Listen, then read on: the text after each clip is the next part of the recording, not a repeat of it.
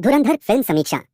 धुरंधर एक ऐसी फिल्म है जिसका इंतजार मैं उस दिन से कर रहा था जब इसकी घोषणा कलाकारों और निर्देशक की एक साधारण ब्लैक एंड व्हाइट फोटो के साथ की गई थी।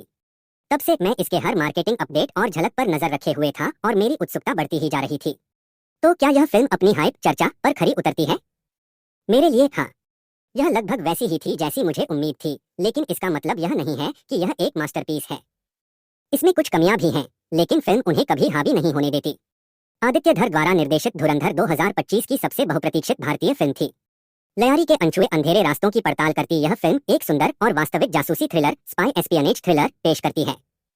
हालांकि बॉलीवुड ने इस जॉनर का दशकों तक जरूरत से ज्यादा इस्तेमाल किया है, फिर भी यह फिल्म ताजा महसूस होती है क्योंकि इसमें एक ऐसी प्रामाणिकता और कच्चापन रॉनेस है जिसे पहले कम ही छुआ गया है।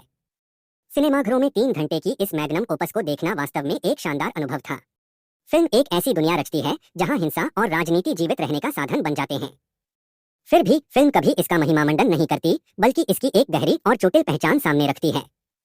फिल्म की खासियत। धुरंधर को जो चीज खास बनाती है वह है इसका वर्ल्ड बिल्डिंग और जिस तरह से फिल्म बिना किसी स्पून फीडिंग जबरदस्ती समझाने के अपनी कहानी और इतिहास को बयां करती है।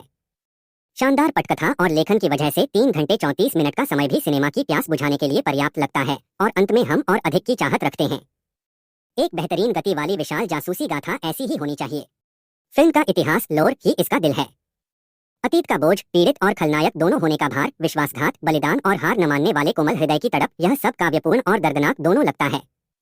आदित्य धर एक जासूस होने के विशिष्ट ग्लैमरस पहलू से बचते हैं और दिखाते हैं कि वास्तव में एक जासूस होना क्या होता है।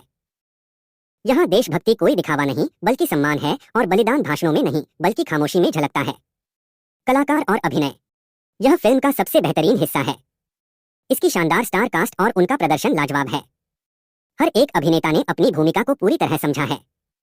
हर किरदार और उनके उद्देश्य इतने गहरे और भारी लगते हैं कि उन जटिल भावनाओं को न्याय देने वाले अभिनेताओं की जितनी प्रशंसा की जाए कम है।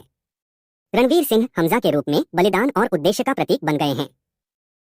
उनकी आंखों में डर और उग्रता इतनी स्पष्ट है कि वे अपने आसपास एक तनावपूर्ण माहौल बना देते हैं।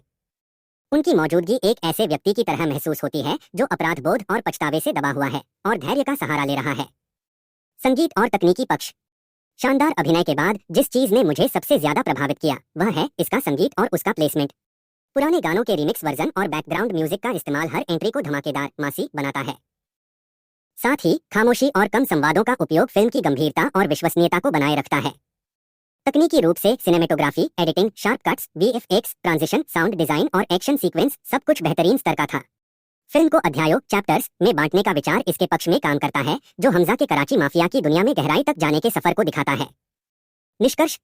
कुल मिलाकर मैं कहूंगा कि इसे मिस न करें। यह दिखाती है कि एक असली जासूसी फिल्म कैसे बनाई जाती है। धुरंधर एक साहसी और मनोरंजक ड्रामा है जो एक कमर्शियल फिल्म के लिहाज से आश्चर्यजनक रूप से गहरा और वास्तविक है। यह 2 भागों वाली फिल्म है, फिर भी इसका अंत संतोषजनक लगता है। कोई निराशाजनक क्लिफहेंजर, अधूरा अंत नहीं है। यह स्टाइलिश है, बुद्धिमान है और जहां जरूरत हो वहां क्रूर भी। मुझे याद नहीं आता कि पिछली बार मैंने बॉलीवुड की कोई फिल्म इतनी दिलचस्पी के साथ कब देखी थी। यह धुरंधर फिल्म की मेरी अंतिम समीक्षा है। इस वीडियो को देखने के लिए धन्यवाद। जाने से पहले लाइक और सब्सक्राइब करें और मेरे चैनल के बेल आइकन पर क्लिक करें।